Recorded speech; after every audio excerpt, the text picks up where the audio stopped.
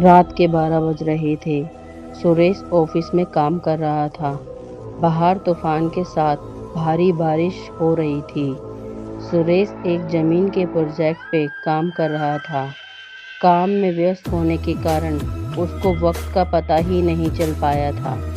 जब उसका काम खत्म हुआ तब घड़ी में 2 बज चुके थे। बैटरी कम होने के कारण उसका मोबाइल थोड़ी ही देर में बंद हो गया। जब वो बाहर निकला था तो उसके होश उड़ गए। काली अंधेरी रात थी, सुनसनाटा रास्ता था और आसपास में कोई नहीं था। तूफान के साथ तेज बारिश हो रही थी। भारी बारिश की वजह से बिजली के खंभे भी रास्ते में पड़े थे और बत्तियां भी गुल हो चुकी थी।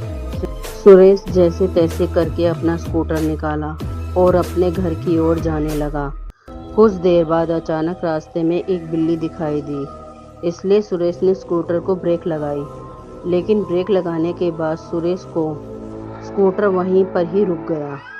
सुरेश को ऐसी अनुभूति हुई जैसे मानो उसका स्कूटर किसी ने पकड़ लिया हो। सुरेश स्कूटर से उतरा और काफ़ी बार प्रयास किया, लेकिन स्कूटर चालू ही नहीं हो रहा था। तेज़ बारिश की वजह से सुरेश पूरी तरह से भीग चुका था। ठंड के मारे वह काँप भी रहा था। अचानक स्कूटर बंद होने से उसकी घबराहट और ज़्यादा बढ़ गई। वह अपने स्कूटर को साइड में ले गया और डर की वजह से कुछ देर अपनी आंखें बंद कर ली। थोड़ी देर बाद उसको एहसास हुआ कि उसकी पीठ पर किसी ने हाथ रखा है।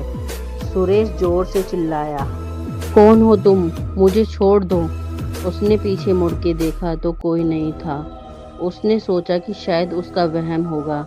वह बहुत डर चुका था। अचानक उसने बत्ती बुझने और जलने की आवाज़ सुनी और पास में देखा तो उसके स्कूटर बत्ती जल रही थी और बुझ रही थी। ऐसा कुछ पलों तक चलता रहा, फिर बत्ती बुझ गई थी। सुरेश को कुछ समझ में नहीं आ रहा था कि अब वह क्या करे। वो कुछ हरकत करता उससे पहले ही उसके सामने एक लटकता हुआ सफ़ेद छाता उसके सामने आ गिरा। सुरेश ने डर के मारे अपनी आंखें बंद कर ली, लेकिन वह अपनी आंखों को ज़्यादा देर तक बंद नहीं कर पाया। जब उसने अपनी आंखें खोली तो उसके पैरों तले ज़मीन खिसक गई। उसकी नज़रों के सामने एक चुड़ैल थी। उसने सफ़ेद रंग की साड़ी पहन रखी थी। वह डरावनी नज़रों से सुरेश को देख रही थी। फिर उस चुड़ैल ने छाता जमीन पर फेंक दिया। सुरेश ने देखा कि बारिश की बूंदें चुड़ैल की साड़ी पे पड़ते ही वह लाल रंग की हो गई। धीरे धीरे पूरी साड़ी लाल रंग में परिवर्तन हो गई। यह दृश्य देखकर सुरेश भयभीत हो उठा और अपना स्कूटर चालू करने लगा। सौभाग्य से उसका स्कूटर चालू तो हो गया और वह तेजी से अपने घर की ओर बढ़ने लगा। कुछ देर बाद वही चुड़ैल सुरेश के स्कूटर के सामने आ गई। सुरेश स्कूटर को बड़ी तेजी से चालू करने लगा। स्कूटर एक पेड़ से जाके टकराया। पेड़ से टकराते ही तुरंत सुरेश की मौत हो गई। अगले दिन सुबह जब कुछ लोगों ने यह देखा तो पुलिस को बुलाया और लाश को सुरेश के घर वालों को दे दिया और पुलिस ने जांच पड़ताल करके यह बताया कि सुरेश की मौत एक्सीडेंट की वजह से हुई है।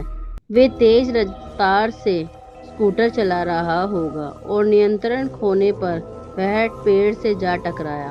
उसकी वहीं पर मौत हो गई। सुरेश की मौत के कुछ दिन बाद ऐसी ही तेज बारिश हुई जितनी उस रात को हुई थी।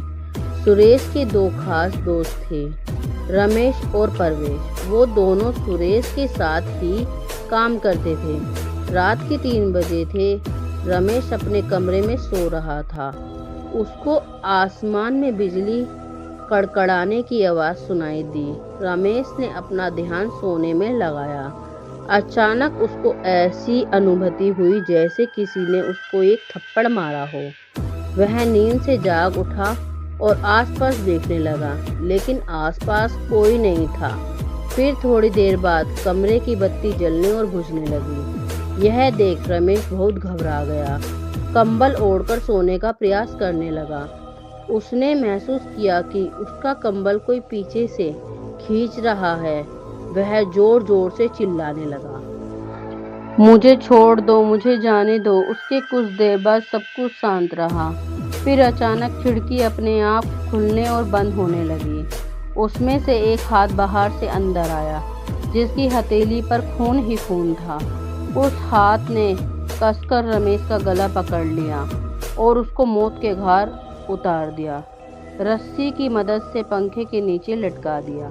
अगले दिन सुबह रमेश का दोस्त परवेश जब उसको बुलाने आया, तब उसने यह दृश्य देखा और तुरंत पुलिस को सूचित किया।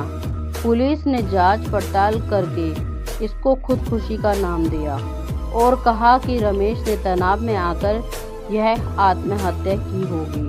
हम आगे इसकी और भी जांच करने की कोशिश करेंगे।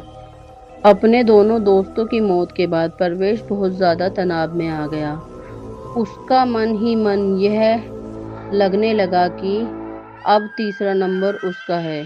उसने ऑफिस भी जाना बंद कर दिया। कुछ दिनों तक उसने अकेले ही रहना सीख लिया, यहाँ तक कि वह अपने परिवार के लोगों से बातचीत भी नहीं करता था। कुछ दिनों बाद उसको लगा कि अब खतरा टल चुका होगा। तब वह अपनी पत्नी के साथ दूसरे शहर घूमने चला गया। कुछ दिनों तक उसने अपनी पत्नी के साथ दूसरे शहर में सैर की और कुछ दिनों घूम घाम कर दोनों वापस अपने घर आ गए। अब परवेश के मन से डर का नामो निशान भी हट चुका था। वह आराम से अपना जीवन व्यतीत करने लगा। दूसरे शहर घूमकर आने के बाद वह रोजाना ऑफिस भी जाने लगा। एक दिन ऑफिस में ज़्यादा काम की वजह से उसको देर रात तक रुकना पड़ा। उस रात को भी तूफान के साथ भारी बारिश हो रही थी। परवेश अपनी कार में बैठकर घर के लिए रवाना हुआ। रास्ते में एक बड़े से खड्डे में उसकी गाड़ी जा टकराई और गाड़ी का एक पहिया खड्डे में गिर गया। परवेश कार से नीचे उतरा और बहुत प्रयास करने लगा। पहिया खड्डे से नहीं निकला। परवेश कोशिश कर ही रहा था कि एक औरत वहां से गुजरी।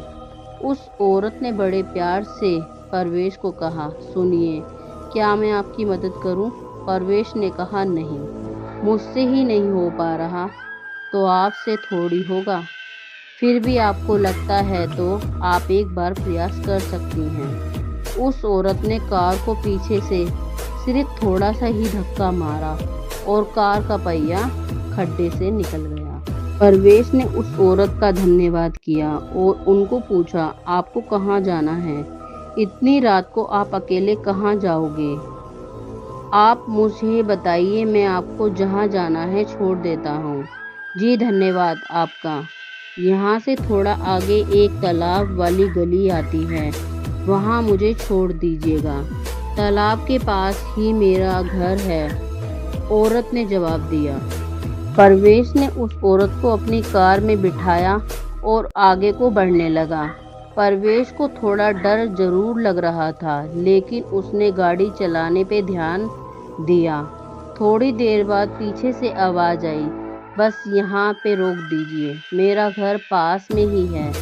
परवेश ने कार रोक तो दी और उनको उतरने को कहा। अचानक उसने पीछे से डरावनी आवाज़ सुनी, परवेश, अब तू गया, तेरा अंत अब नज़दीक है, मैं तुझे नहीं छोड़ूंगी।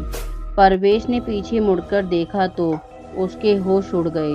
वो औरत एक खौफनाक चुड़ैल में परिवर्तित हो गई। उस चुड़ैल ने जोर से परवेश को धक्का दिया और उसको कार से नीचे गिरा दिया। फिर परवेश को घसीटकर तालाब की ओर ले जाने लगी। परवेश बहुत चीखा और चिल्लाया, लेकिन चुड़ैल ने उसकी एक नहीं सुनी। परवेश ने चुड़ैल से कहा, कृपया मुझे छोड़ दो, मुझे जाने दो, मैंने आपका क्या बिगाड़ा है? परवेश, तो आज मेरे ही हाथों मरेगा। तुम्हारे दोनों दोस्तों को तो मौत के घाट उतार चुकी हूँ, अब है बारी तुम्हारी।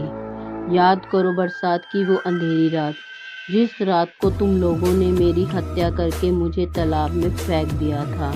जिस जमीन ने मुझे और मेरे पिताजी को रोजी रोटी दिलाई थी, वह जमीन तुम लोगों ने तीनों ने कैसे हमसे हड़प ली थी।